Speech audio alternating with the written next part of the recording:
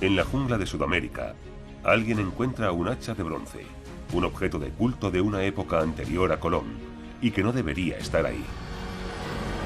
¿Es posible que unos guerreros del antiguo mundo lograran llegar a Cuela, la fortaleza más poderosa de América?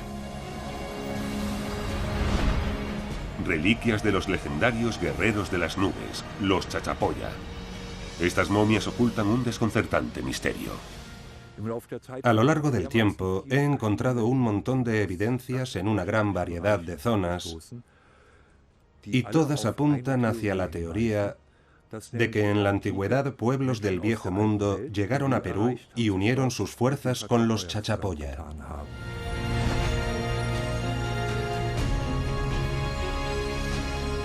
Los guerreros perdidos de Cartago.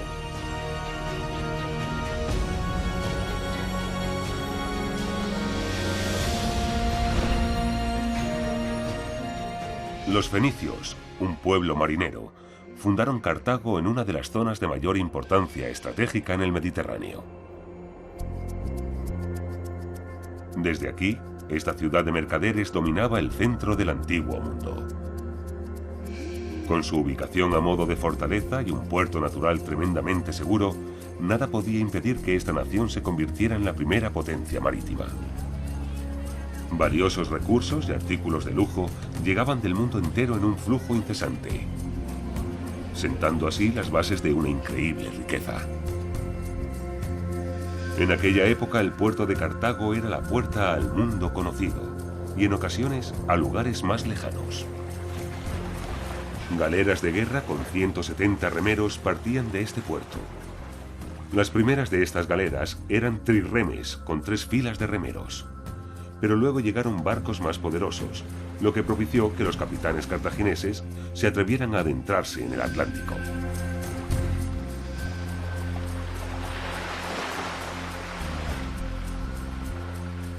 Llegaron a la costa occidental de África hasta el actual Camerún.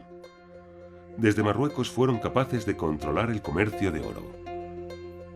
Obtenían cobre de Tartesos, y la ciudad celta de A Coruña dominaba las rutas marítimas hacia el norte, hasta las minas de estaño de Cornualles, en Gran Bretaña.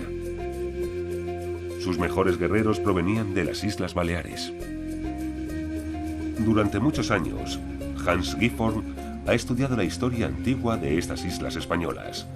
Está particularmente fascinado por el legado cultural de los fenicios. Este profesor alemán está interesado en las antiguas leyendas, ya que son unas valiosas fuentes de conocimientos perdidos. A Hans Gifford le resulta imposible creer que un pueblo tan cualificado como los cartagineses se haya desvanecido como si nada. Cuando su imperio comercial se hundió, los supervivientes debieron de comenzar una nueva vida en algún otro lugar. Él está convencido de ello. Su búsqueda de pistas comienza aquí, en las Islas Baleares. Los fenicios y los cartagineses viajaban a menudo a Mallorca, donde establecieron asentamientos comerciales, como hicieron en toda la costa del Mediterráneo. Miles de soldados ibéricos lucharon en el ejército cartaginés, en el cual participaban hombres de muchas nacionalidades. Los honderos de las Islas Baleares estaban considerados unos soldados tremendamente efectivos que formaban una élite muy temida. Resulta difícil imaginar que estos salvajes guerreros y sus orgullosos generales de Cartago se hubieran dejado esclavizar.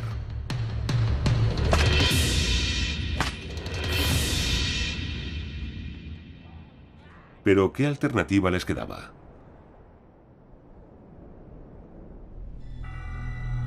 ¿Huyeron cruzando el océano hacia Perú? ¿Son los muertos de Cuélap los descendientes de estos celtas y cartagineses, tal y como sugiere el profesor Gifford? Cartago, el puerto más importante de su época. Las habilidades náuticas de los fenicios son un elemento clave en las hipótesis de Gifford. El puerto de carga de Cartago estaba abierto a todo tipo de embarcaciones, pero solo los barcos de guerra cartagineses podían atravesar las puertas de la represa. Más allá de estas puertas se habían construido unos cobertizos secretos para embarcaciones, cada uno de 6 metros de anchura y 30 metros de longitud, que podían albergar 350 barcos de guerra con una tripulación total de hasta 100.000 hombres. También en tierra la superpotencia propagaba el miedo y el terror. Sus elefantes de guerra eran un arma muy temida. Tanto poder también desencadenaba una encarnizada resistencia. La joven y prometedora Roma pronto se convirtió en un peligroso rival.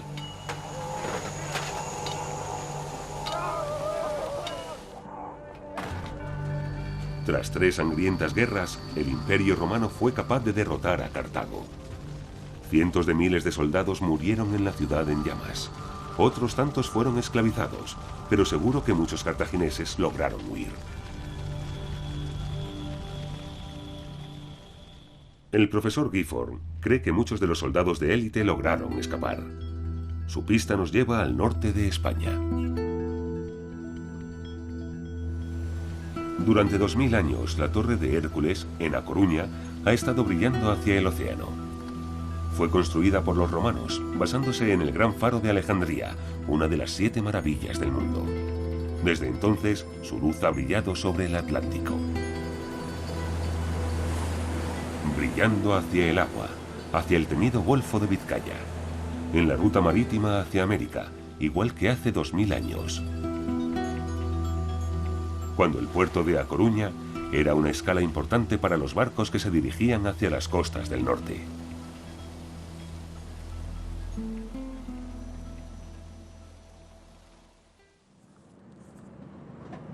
Aquí, marineros de Cartago y de todo el Mediterráneo entraron en contacto con los celtíberos, que llevaban miles de años navegando los océanos del norte. Un mercado.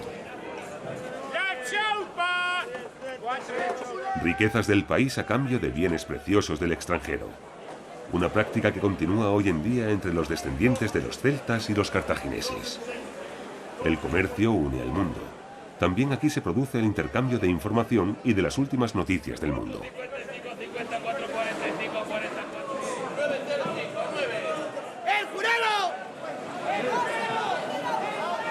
Circulan rumores sobre bienes y tecnologías aún desconocidas por esta zona.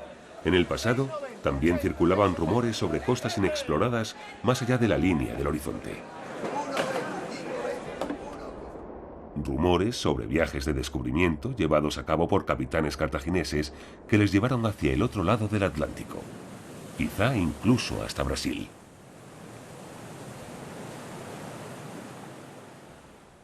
Aunque fuera teóricamente posible para los cartagineses poder llegar a Brasil, eso no quiere decir que lo hubieran hecho.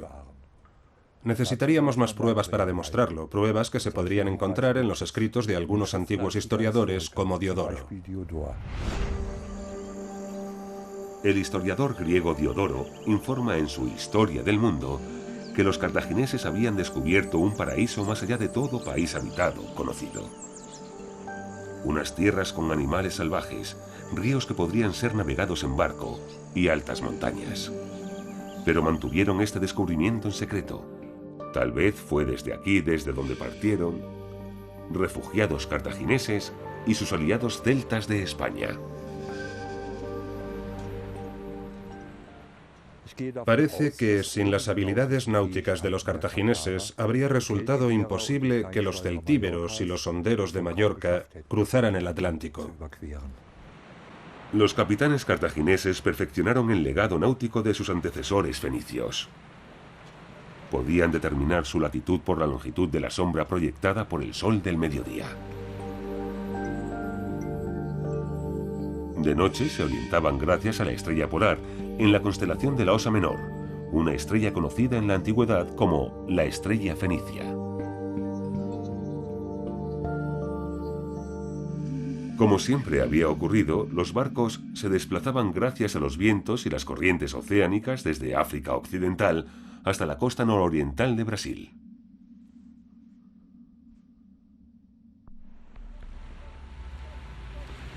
Janis Jacquard también cruzó el Atlántico, pero totalmente en solitario. Esta mujer, de Heidelberg, cubrió los 6.500 kilómetros desde el sur de Portugal hasta la isla caribeña de Barbados, utilizando su propia energía muscular. Tardó 90 días y empleó un bote de remos de alta tecnología.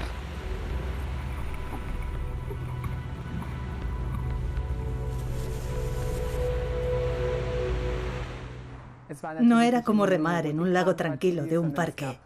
Hubo situaciones bastante críticas, olas de hasta 9 metros de altura, colisiones con traineras pesqueras o incluso quedarme atrapada en sus redes.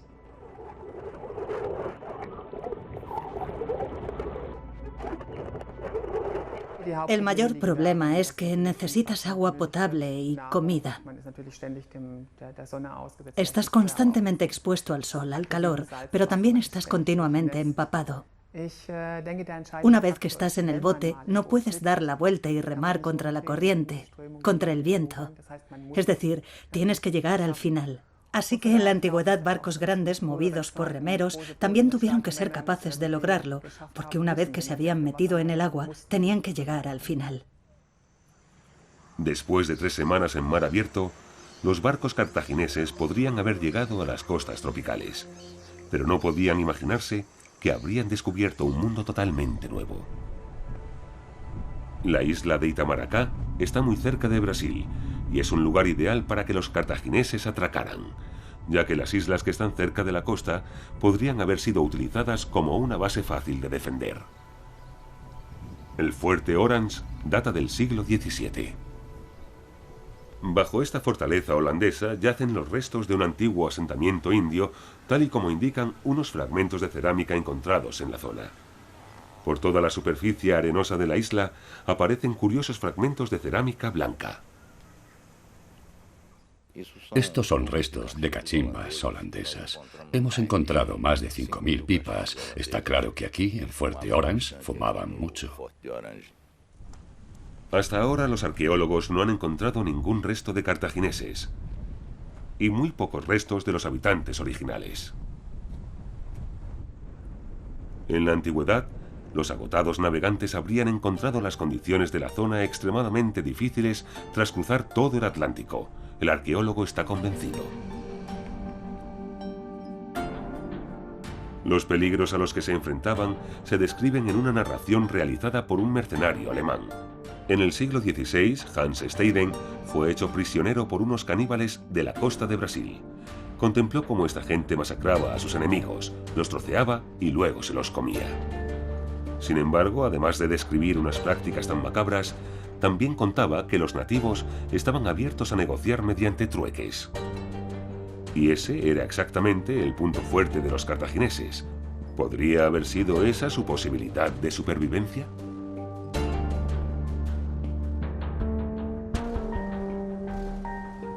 No hay relatos de ninguna expedición transatlántica a Brasil previa a la expedición de Cristóbal Colón. Pero no muy lejos de la costa, en Río Paraíba, hay un yacimiento arqueológico que podría resultar extremadamente significativo. La legendaria Pedra do Ingá. Esta roca forma parte de un inmenso monumento natural. Las incontables figuras y glifos grabados en el monolito han fascinado a los expertos desde su descubrimiento.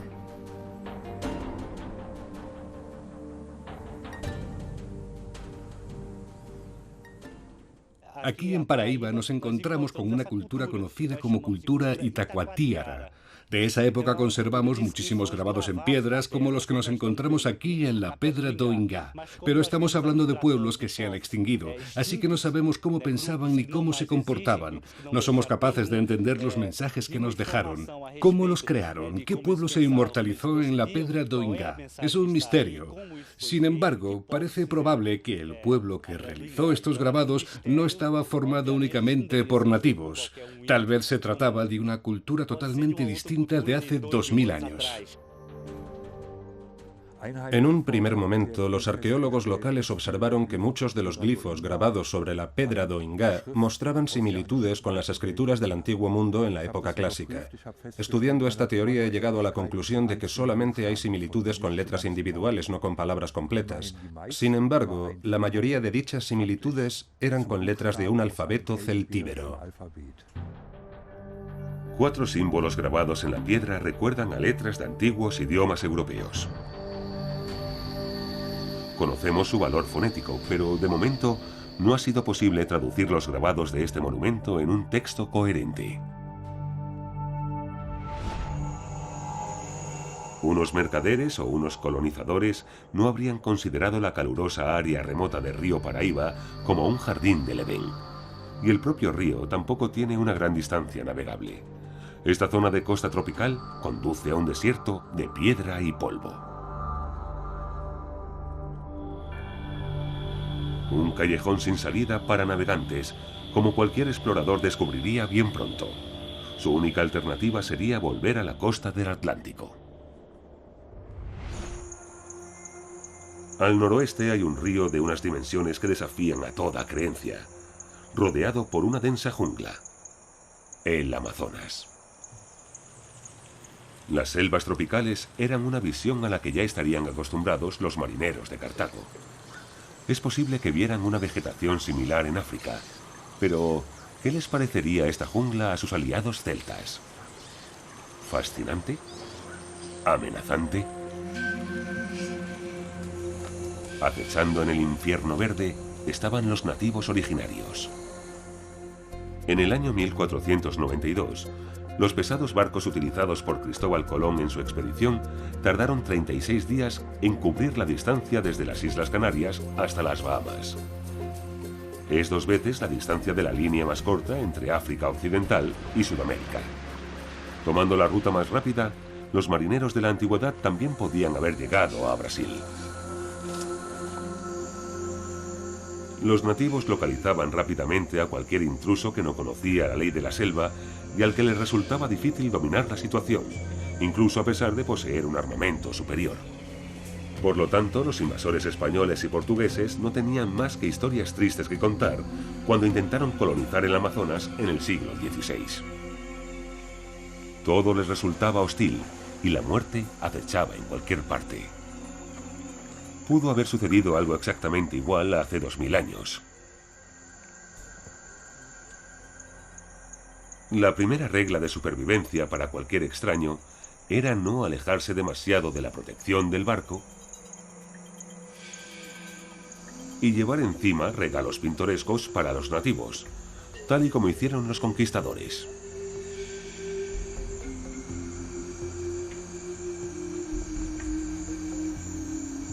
Para un jefe tribal, un hacha de metal de un artesano cartaginés del sur de España podría ser un regalo apropiado. Fue cerca del delta del Amazonas donde los portugueses establecieron su primera base, Belén. Desde ahí, explotaron las riquezas tropicales a su alrededor. Con la bendición y la ayuda de su Dios, tal y como anunciaron a los salvajes paganos. En Belén, en la actualidad, los arqueólogos están estudiando la cultura india. El Instituto Goeldi ha recopilado pruebas sobre tribus del Amazonas que no eran ni salvajes ni paganas. Durante miles de años, aquí hubo una civilización desarrollada. Incluso la prenda de ropa brasileña más venerada, el tanga, fue inventado en esa época, tal y como se muestra en esta versión de cerámica. La doctora Maura da Silveira es la conservadora de los tesoros arqueológicos del Amazonas. Todos los días se almacenan objetos de miles de años de antigüedad en sus cámaras acorazadas.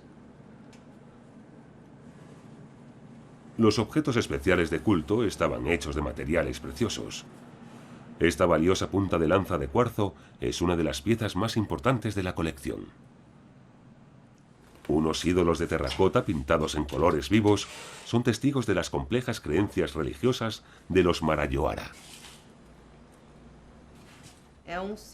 Es un símbolo fálico. Un objeto de culto de terracota de los Marajoara. La cultura amazona de aquella época estaba muy desarrollada. La gente vivía en islas artificiales que habían sido construidas en marismas, aunque también se utilizaba como maraca. Las primeras personas que excavaron en esta zona se vieron sorprendidos por los extraordinarios hallazgos que se remontan a la civilización Marayó. Las urnas funerarias pintadas en colores variados recuerdan las formas clásicas que se encontraban en el Mediterráneo. Vasijas griegas con patrones espirales celtas. La cuenca del Amazonas está ocupada desde hace 11.000 años, pero durante mucho tiempo la población era pequeña. Pero hace 2.000 años hubo una explosión demográfica y este crecimiento se produjo extremadamente rápido.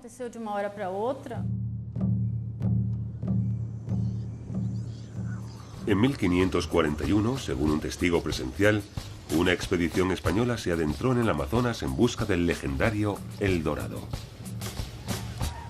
El historiador describe cómo fueron atacados repentinamente. Les llovieron flechas desde la poblada ribera del río. Mujeres desnudas de piel clara estaban luchando en el frente de las fuerzas enemigas. Ya se había documentado la presencia de estas temerarias amazonas que acabaron dándole su nombre al río, aunque tales reseñas fueron consideradas poco fiables por muchos historiadores. Este escepticismo era infundado, tal y como muestran los recientes yacimientos arqueológicos. En la región del Amazonas hubo grandes asentamientos con miles de habitantes. La población se mantenía gracias a lustrosos campos de maíz, cuidados con técnicas agrícolas especiales. El Amazonas es el hogar de la planta que proporciona semillas que, con el nombre de cacao, conquistaría el mundo entero. El hecho de que los celtas españoles comieran chocolate aquí hace 2000 años es pura especulación. Solo ahora hemos logrado comprender la floreciente civilización del Amazonas. Hoy, los expertos no albergan duda alguna. Hace 2000 años aquí tuvo lugar una revolución cultural. El estilo formal utilizado por los artistas se desarrolló a pasos agigantados. ¿Provino dicho desarrollo del otro lado del océano? Este especial estilo de cerámica es fascinante. Se desarrolló por primera vez en Marajó. Unas urnas funerarias con tal variedad de colores solo aparecerían en la zona del Amazonas mucho más tarde. Por eso creo que el desarrollo comenzó en Marajó. Y posteriormente fue influenciando al resto de las demás regiones. De hecho, a menudo se pensaba que este nuevo estilo provenía de fuera de la región. El hecho de que los hallazgos arqueológicos recuerden a los objetos mediterráneos supone una posibilidad fascinante. ¿Es posible que un pueblo marino trajera estas nuevas ideas del viejo mundo hace 2000 años? Heinz Budweb está convencido de que eso fue lo que sucedió. Este arqueólogo amateur germano-brasileño ha encontrado más pruebas, como un hacha antigua. Para Budweb, esto demuestra al 100% que unos exploradores extranjeros llegaron a Brasil mucho antes que Cristóbal Colón. El vendedor me dijo que procedía del río Guaporé, el río que se forma en la frontera entre Brasil y Bolivia. Me dijo que se lo dio directamente un indio boliviano. Tiene que ser auténtico. Incluso la empuñadura de madera estaba aún húmeda. Un afortunado hallazgo. Un hacha de metal incrustada con una pátina, con una empuñadura de madera. ¿Pero qué representa la figura de la hoja del hacha? Simboliza la cabeza de un toro o un antílope, pero en cualquier caso es un animal que no existía en Sudamérica. Heinz Budweb hace todo lo que puede por arrojar algo de luz en el misterioso hallazgo de la jungla. En el Instituto de Geociencias de la Universidad de Sao Paulo, unos científicos examinan el hacha con la tecnología más moderna. El resultado les sorprende. La hoja del hacha contiene un 61% de cobre y un 39% de zinc. Aleaciones de metal como estas no existían en América antes de la llegada de los europeos. Otro punto importante es que la empuñadura de madera proviene de un bosque del Pantanal, una zona anegada de la ribera del río Paraguay. Y esta madera ha sido datada siguiendo la metodología científica. Tiene unos 1500 años de antigüedad.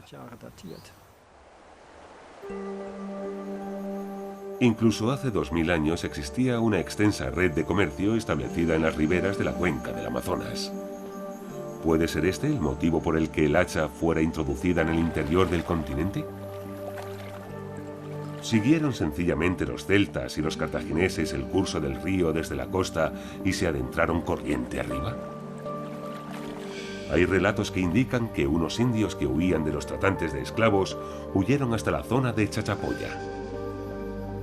Esto significa que cubrieron una inmensa distancia de casi 4.000 kilómetros desde la costa atlántica de Brasil hasta Perú. Por lo tanto, ese viaje no habría sido imposible para otros individuos. Pero, ¿pudieron unos emigrantes del antiguo mundo haber hecho lo mismo? ¿Lograr atravesar la mayor jungla del mundo enfrentándose a animales salvajes y a enfermedades desconocidas? Al final, los refugiados se habrían encontrado con una enorme cadena montañosa que les cortaba el camino, los Andes. ¿Nos trae aquí el rastro de los celtas y los cartagineses? ¿Hasta Cuélap, la más gigante de las estructuras de los Chachapoya? ¿La fortaleza más grande construida jamás en Sudamérica? Esta reconstrucción por ordenador revela que, en términos de masa de rocas utilizada, Cuélap es incluso mayor que la pirámide de Keops, en Egipto. Los Chachapoya eran unos masones fantásticos, incluso enterraban a sus muertos en sus hogares. Pero, ¿de dónde sacaron el conocimiento que les permitió construir estructuras como esta a 3.000 metros de altitud? Las decoraciones ornamentales de las casas son un testimonio de su sensibilidad artística. Un sofisticado sistema de alcantarillado indica un avanzado modelo de higiene y confort. Son más conocidas por su arquitectura. Es lo que mejor se conserva y lo que nos salta a la vista recorriendo la zona como meros visitantes. Algunas de estas estructuras son espectaculares, otras monumentales. Son un indicativo de un gran poder. Peter Lerch lleva más de 30 años viviendo en Perú. Incluso fue alcalde de una capital provincial. Se ha quedado cautivado por la gente de esta zona, los vivos y los muertos. ¿Cómo explicar Cuélap? Todos los análisis de carbono 14 realizados hasta la fecha sugieren que no es una estructura tan antigua. Es del año 800 después de Cristo. La excepción la encontramos en la entrada principal, que es del año 500 después de Cristo. La primera vez que vi Cuélap me quedé desconcertado porque no había ninguna otra fortaleza en toda América con unas técnicas similares de construcción. Pero sabía que ese tipo de fortalezas eran habituales en la región mediterránea durante la época clásica. Un detalle del templo principal de Cuélap parece apoyar la teoría de Gifford.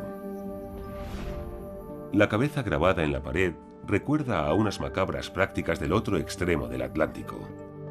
Allí, los celtas decapitaban a sus prisioneros y colgaban las cabezas de sus casas. Una orgullosa demostración de poder. ¿Practicaban los Chachapoya también este ritual? La costumbre celta de utilizar cabezas humanas como trofeos está relacionada con su creencia de que el alma reside en el cráneo. Por eso para ellos la cabeza era algo muy importante. Esto también explica por qué eran maestros en el arte de la trepanación, aunque no eran los únicos. Tanto los celtas como los Chachapoya hacían un agujero en la cabeza de un enfermo para liberar la presión del cerebro y expulsar los malos espíritus. En el caso de los Chachapoya, sabemos que utilizaban esta técnica porque está descrita en relatos hipocráticos del año 500 a.C. Y por los hallazgos arqueológicos encontrados en la Baja Austria, también sabemos que la trepanación era un arte que practicaban los celtas. Esto representa un interesante paralelismo entre ambas culturas. ¿Es la utilización del mismo método de curación evidencia suficiente de contacto entre las dos culturas? ¿Son piezas de un puzzle que resultan una prueba irrefutable tal y como cree el profesor Gifford? La prueba decisiva puede estar oculta en Cuélap.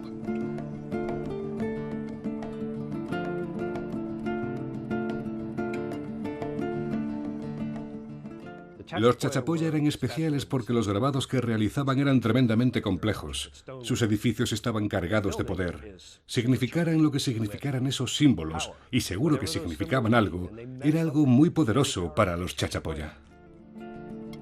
¿Quiénes eran los habitantes de este lugar y qué tradiciones seguían en sus vidas? Peter Lerch conoce los hechos. Aquí tenemos una casa redonda especialmente grande. Podemos ver agujeros en las paredes donde se situaban las vigas para sostener la segunda planta y así formar la planta superior. En Cuelap se fabricaban casas de 2 pisos para aprovechar al máximo el espacio disponible, ya que aquí vivían 3.000 personas. En la actualidad, los nativos de las tierras altas de los Andes cuidan sus campos utilizando técnicas que les han legado sus antepasados. La agricultura en la época de los Chachapoya no habría sido muy distinta a la de por aquel entonces en las regiones altas de Perú.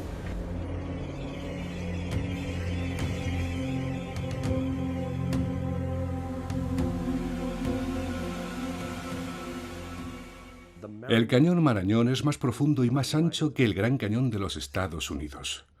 Es un lugar muy duro en el que vivir, y a los arqueólogos les ha resultado muy difícil aceptar que cualquier pueblo fuera capaz de vivir aquí. ¿Por qué quieren vivir aquí?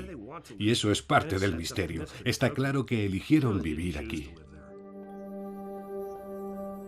La masiva ciudadela de los Chachapoya aún oculta muchos enigmas, pero el profesor Gifford cree que está cerca de encontrar soluciones. Fortalezas como Cuelap no se encuentran en ninguna otra parte de América, pero los arqueólogos jamás consideraron que se pudiera encontrar una explicación para su origen fuera de América. Al otro extremo del Atlántico se pueden encontrar los restos de una fortaleza en unas explanadas artificiales. Los celtíberos construyeron su ciudad hace más de 2000 años, justo antes o poco después de la destrucción de Cartago. Y al igual que en Cuelap, las casas estaban construidas sobre cimientos redondos. Aquí, la gente que construyó la ciudad eligió una localización fantástica, perfectamente protegida del resto de Europa por unos gruesos muros. Las similitudes entre el campamento celta de la costa atlántica de España y la fortaleza de montaña en los Andes son sorprendentes. ¿La gente que construyó ambos lugares se conocía?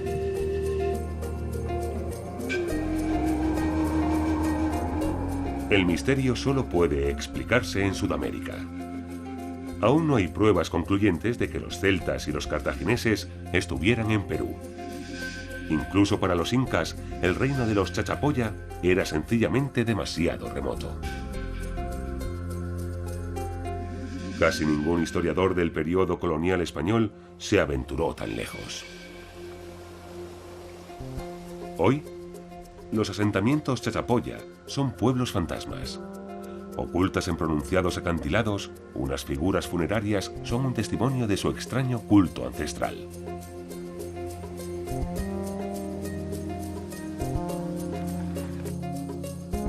Los arqueólogos están explorando una zona de enterramiento que fue construida a una altitud mareante. Los guerreros enterrados aquí eran cazadores de cabezas.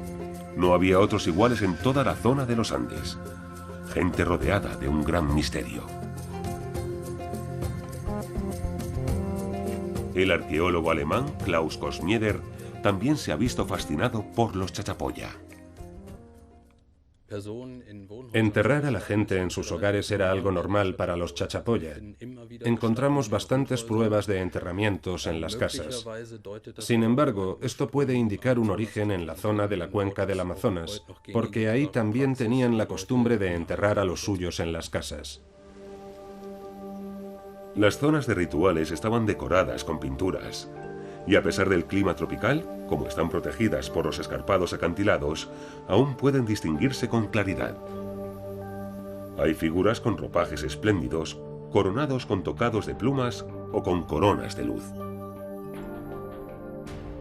Otra excavación también revela a un ser con un tocado magnífico. En la mitología celta de la antigua Europa, el dios Cernunnos se representaba con una cornamenta similar, como puede verse aquí en el caldero de plata de Kanderstrap, en Dinamarca.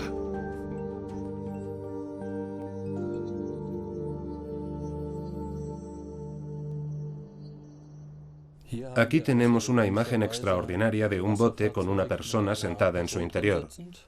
Al otro lado tenemos un ejemplo similar. Klaus Kosmieder también cree que los chachapoyas se mudaron aquí desde el este, aunque su este está tan solo a unos cientos de kilómetros de distancia, en la región del Amazonas. Solo los muertos conocen la verdad. Cada tormenta revela más esqueletos, pero también destruye otros rastros de los chachapoya. Ha vuelto a llover durante días sin descanso en estas cordilleras. Los afluentes del Amazonas se transforman en violentos torrentes. En Leimebamba, la gente no es la única que ha aprendido a convivir con estas fuerzas naturales. Todo el mundo aprovecha al máximo la situación, que se repetirá en numerosas ocasiones durante la temporada de lluvias.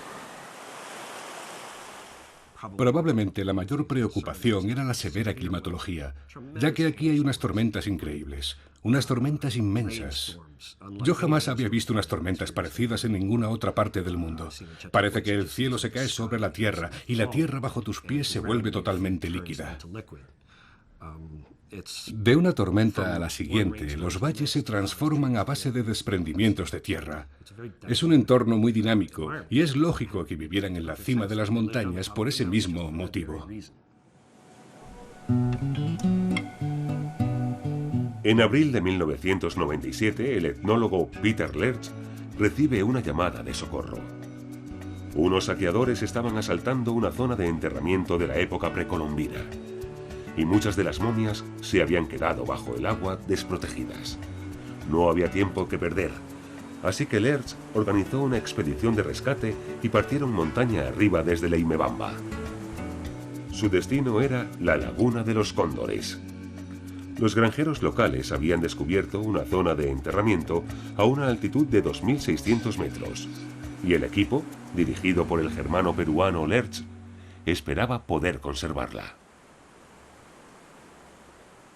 Los saqueadores se habían esmerado al máximo y el lugar estaba destrozado.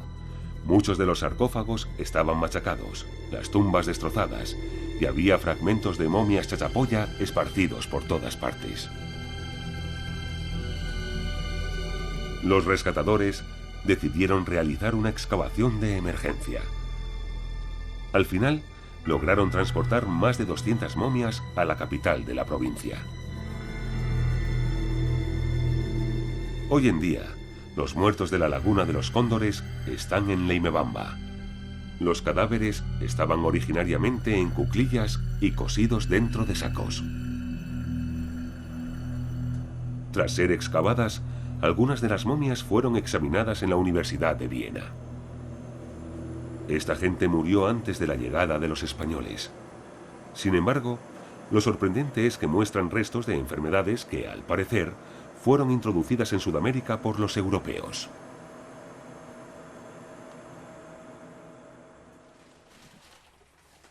En Göttingen, el paleopatólogo Michael Schultz, a través de sus investigaciones, intenta obtener información de los restos mortales de nuestros ancestros sobre las enfermedades que sufrieron y las causas de sus muertes. Y la gran presencia de tuberculosis entre los chachapoya llama su atención. Aquí tenemos una lesión típica de la tuberculosis. La estructura está ulcerada y medio carcomida. Y estos cambios típicos en la estructura ósea provocada por la tuberculosis se encontró en los esqueletos y momias de los chachapoya, lo cual resulta extremadamente curioso, porque ahora tenemos pruebas de que la enfermedad estaba presente entre la tribu chachapoya incluso antes de la llegada de Cristóbal Colón. Al mismo tiempo, solamente la prueba de la presencia de tuberculosis no demuestra que hubiera contacto transatlántico con los chachapoya antes de Colón. Antiguos restos de la enfermedad también se encontraron en otras zonas de Sudamérica. Los casos de tuberculosis que tenemos hasta ahora entre los chachapoya se parecen a otros casos conocidos del periodo clásico. Una posible explicación sería que estas personas fueran descendientes de unos recién llegados del antiguo mundo. Pero podríamos ir más allá e insinuar que la enfermedad se abrió camino hacia el nuevo mundo por esta ruta en una etapa anterior. Viniera de donde viniera la gente que construyó Cuelap, ¿por qué construyeron una fortaleza tan grande aquí? Peter Lerch sugiere que Cuelap era un bastión contra los invasores de las regiones inferiores, que además les proporcionaba protección contra las tribus vecinas que sufrían de hambre durante las épocas de sequía. Los arqueólogos encontraron aquí más de 50 esqueletos con los cráneos machacados. Las víctimas eran agresores o defensores. Las fatales heridas podrían haber sido provocadas por hachas o por ondas, pero una cosa está clara: sufrieron muertes violentas. Una frontera suele ser un lugar de lucha por una posición para decidir quién puede negociar con quién, quién se lleva la riqueza, quién puede ocupar la zona mejor comunicada, quién se lleva tal parte o quién puede ser el intermediario. Por lo tanto, estoy seguro de que había bastantes trifulcas internas y también probablemente derramamientos de sangre.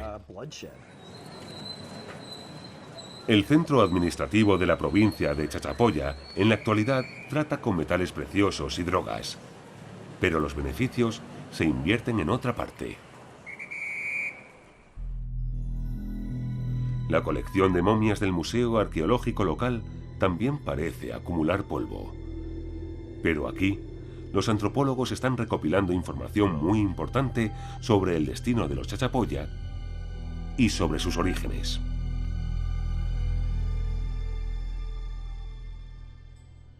Esta momia pertenece a un grupo de 3, ¿no?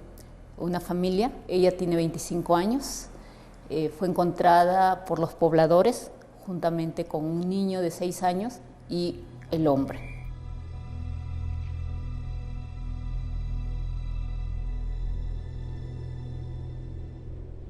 Los orificios que tienen en la cabeza, bueno, 3 en la parte posterior y 1 en la parte frontal, parecen ser heridas de guerra. Una y otra vez encuentran indicios de muertes no naturales, restos de homicidios y violencia. Los Chachapoya tenían la reputación de ser un pueblo extremadamente beligerante. Utilizaban ondas como armas principales, tanto para defenderse de los ataques como para atacar a sus enemigos. Utilizaban unas ondas totalmente distintas a las del resto de tribus de Perú.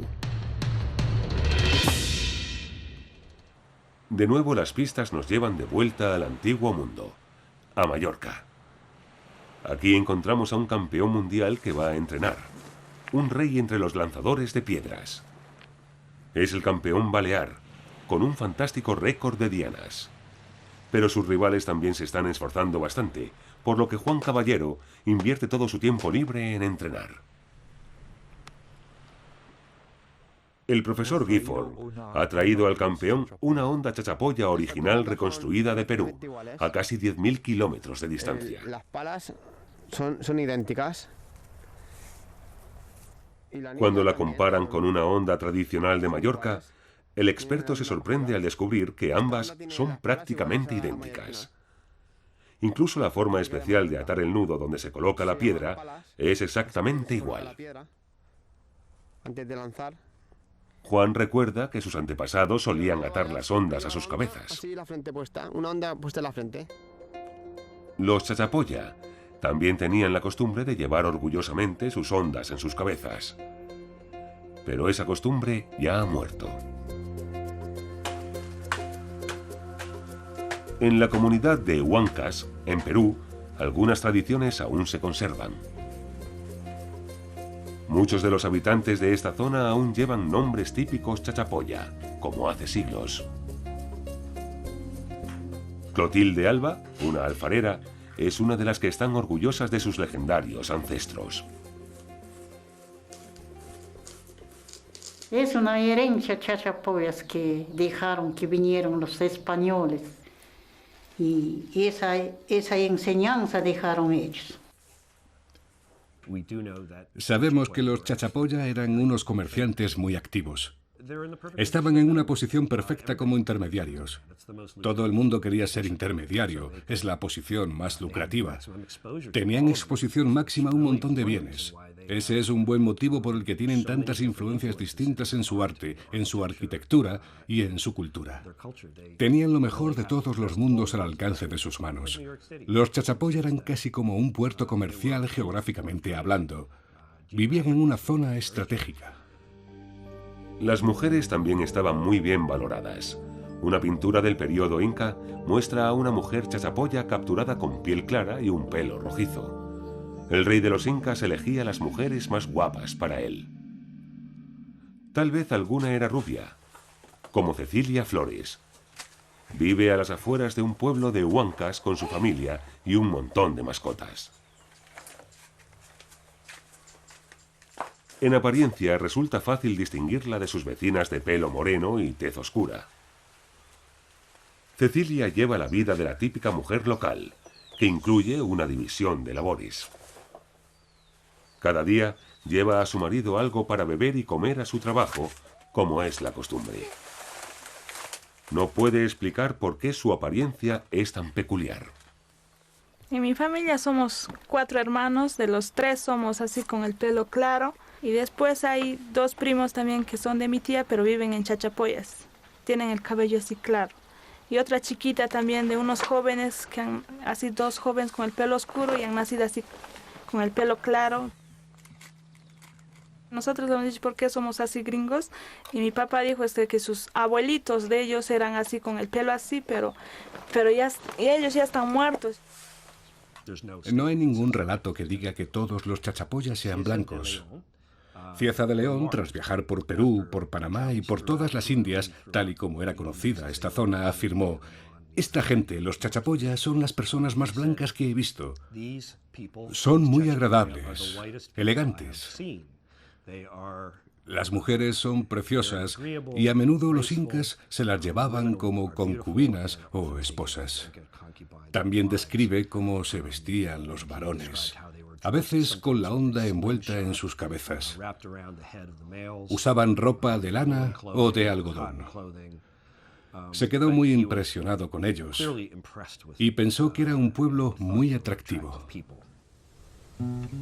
También hay mucha gente de piel clara y pelo rubio en el pueblo de Limabamba, aunque originalmente estaba poblado básicamente por indios.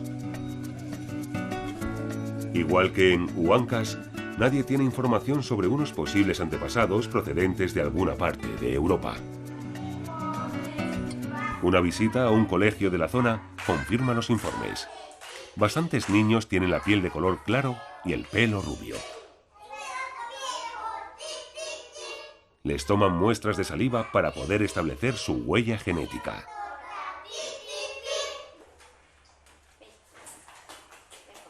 La pequeña Valentina también puede proporcionar una muestra, aunque solo los varones que no tengan parentesco alguno pueden proporcionar resultados significativos.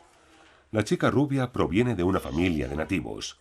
Ninguno de sus parientes recuerda ningún antepasado de origen no indio.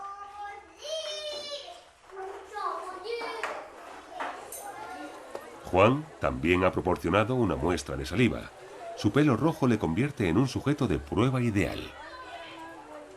Sin embargo, al igual que en el resto de personas, esto podría ser provocado por una mutación genética de ancestros exclusivamente indios. Unos análisis realizados en la Universidad de Rotterdam, en Holanda, deberían aclarar el tema. Un equipo internacional de expertos está esperando las muestras de Perú en el Instituto Genético Molecular.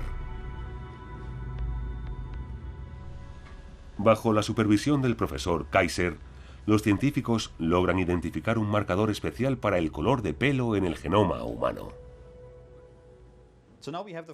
Tenemos los primeros resultados genéticos del laboratorio de las muestras de los niños.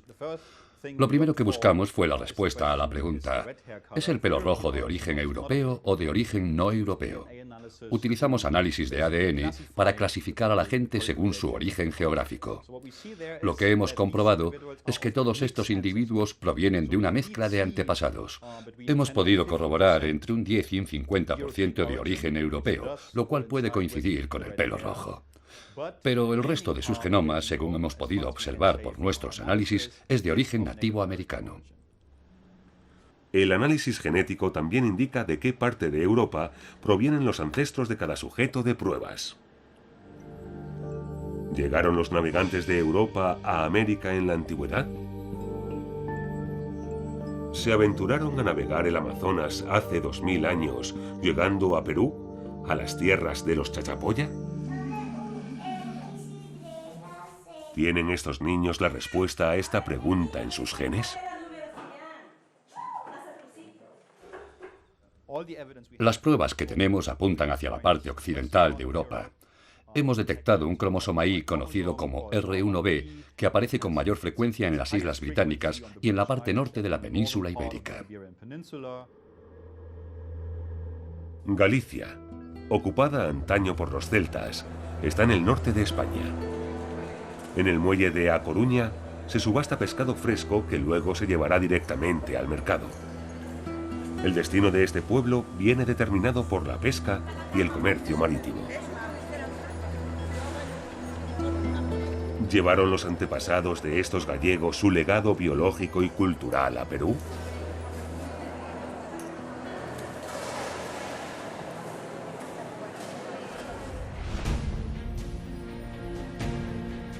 Los guerreros celtas tenían la habilidad de cruzar el Atlántico hace 2000 años. Junto con los supervivientes de Cartago, la antigua superpotencia, que se vieron obligados a huir de las legiones romanas. Un pueblo con el coraje de aquellos que no tienen nada que perder. Refugiados llenos de esperanza, deseando encontrar un nuevo hogar al otro lado del océano.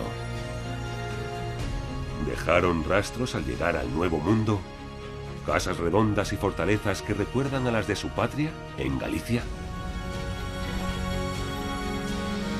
¿Un hacha decorada con un animal desconocido en Sudamérica? ¿Urnas funerarias con patrones espirales celtas pintadas en un estilo parecido al Mediterráneo? ¿O unas técnicas médicas extremadamente desarrolladas? Las opiniones sobre esas teorías difieren.